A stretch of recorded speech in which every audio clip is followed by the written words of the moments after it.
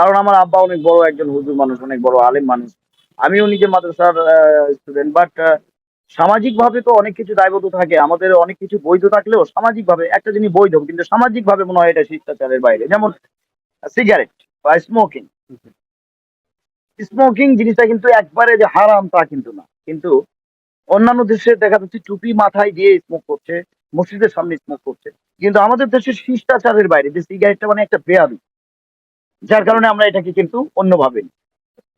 তো আমি যেভাবে কাজ করি আমি অ্যাকচুয়ালি সবাই মনে করতে আমি বুঝি অপসংস্কৃতির সাথে জড়িয়ে আমি একদম মানে মানে কি না কি হয়ে যাচ্ছে। আসলে আমি সেটা ছিলাম না এবং মিরাক্কেল আসলে এরকম প্ল্যাটফর্মও না বা স্ট্যান্ড আপ কমেডি আমাদের যেটা এটাও এরকম প্ল্যাটফর্ম না। এটা হচ্ছে একটা বিপ্লব, এটা বিদ্রোহ, এটা প্রতিবাদ। প্রতিবাদটাকে ফান আকারে দেওয়া এটা হচ্ছে স্ট্যান্ড আপ কমেডি। আর কাল্পনিক মানে অবাস্তব বিষয়গুলোকে ফান আকারে তুলে ধরা এটা হচ্ছে কৌতুক। কিন্তু স্ট্যান্ড আপ কমেডি হচ্ছে বাস্তবতাকে ফান আকারে তুলে ধরা। তো একটা পর্যায়ে প্রচুর বাধা ছিল। বাড়ি থেকে অনেকবার উম আ বেরও করে দিয়েছে আমাকে।